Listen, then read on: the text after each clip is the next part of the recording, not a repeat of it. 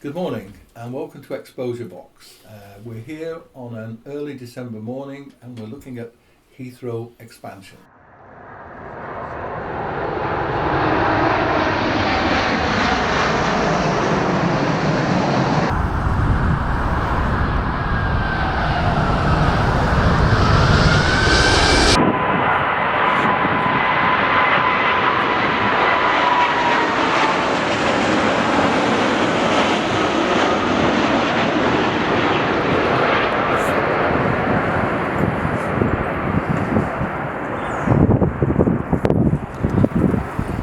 I have with me Nick Faraday, and first thing I'd like to ask you, Nick, is can you give me a bit of background on your involvement with the environmental movement, aircraft pollution and Heathrow expansion? Well, I've been concerned about the environment for more years than I care to remember. I've been active in Friends of the Earth for over 30 years, and Heathrow is probably the biggest single environmental issue, so it was almost inevitable I get involved with that in due course. And it's over 20 years since we had the issue of a fifth terminal at Heathrow, and that's where I sort of cut my teeth on the campaign.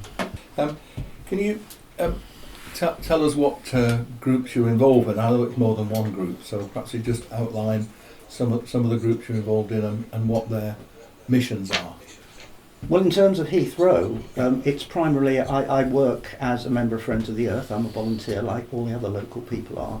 And the Friends of the Earth groups are part of a much wider coalition, the No Third Runway Coalition, which encompasses groups right across West London. It goes outside to Windsor and Maidenhead and has people concerned with a range of issues, particularly noise, which affects people most obviously, but also people are realising that air pollution, climate change, loss of green belt and congestion, and also all sorts of issues to do with economics and public subsidies are involved as well. So it's drawing in more and more people who are concerned about it as the time goes on.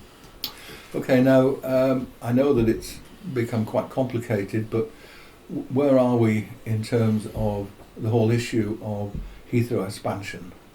Well, we had a massive study some years ago now, the Davies Commission, and then we had a lot of work from the government which eventually culminated after consultations, the usual sort of consultations where they listen politely to what you say and take no notice. They came up with what's called a national policy statement, and that was actually presented to Parliament and voted through by a fairly large majority of MPs.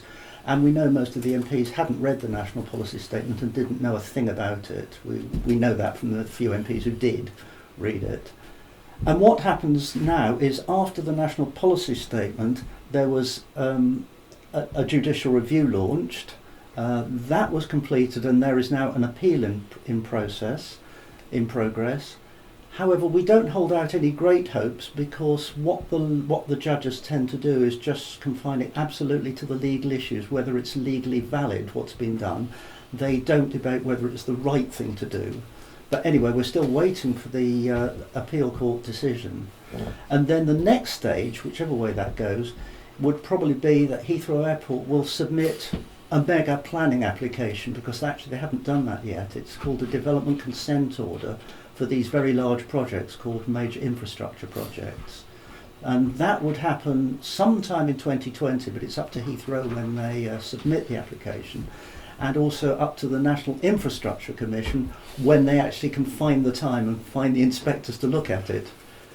So that's where we are at the moment. Okay, so if you were to speculate as to what might happen in the future, suppose this thing goes through, what do you think the general impact would be over what timescale? Well, the impact would be very large because the impact of Heathrow was already quite large, a two-runway airport. So a third runway with 50% more flights, 50% more passengers, 50% more traffic and such like is going to have very big impacts. It already breaches air pollution standards, so that is going to be worse with three runways, much worse than with two, obviously. Also, it's been shown by the government's own advisor, the Committee on Climate Change, that a third runway would cause the UK to breach its own climate change emissions, carbon dioxide emissions. And in terms of this particular geography here, what is likely to be the impact on Ealing residents? Well, there will be more noise overall. That's fairly obvious.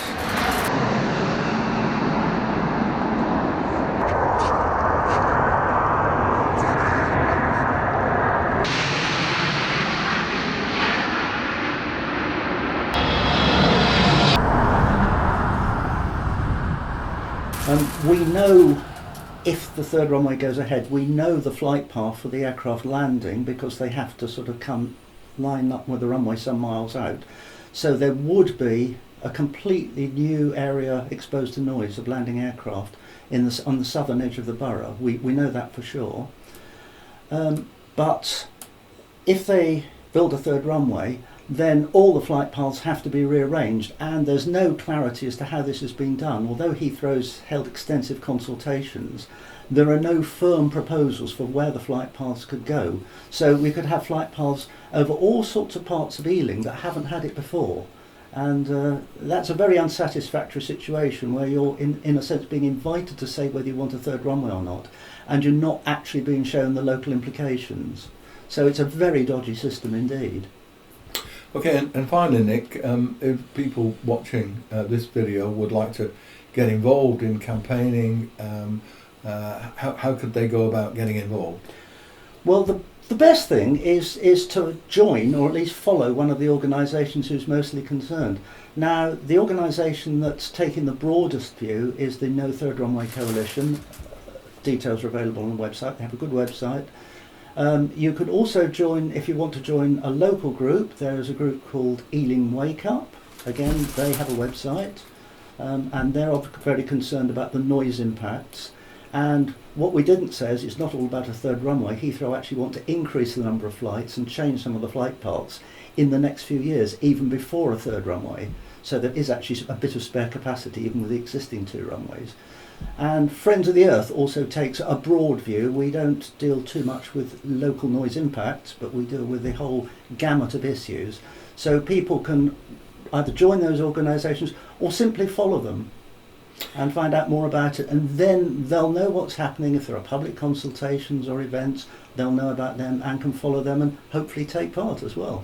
Okay, well, Nick, thank you very much indeed, and I'll say goodbye from Exposure Box, and we'll see you again soon.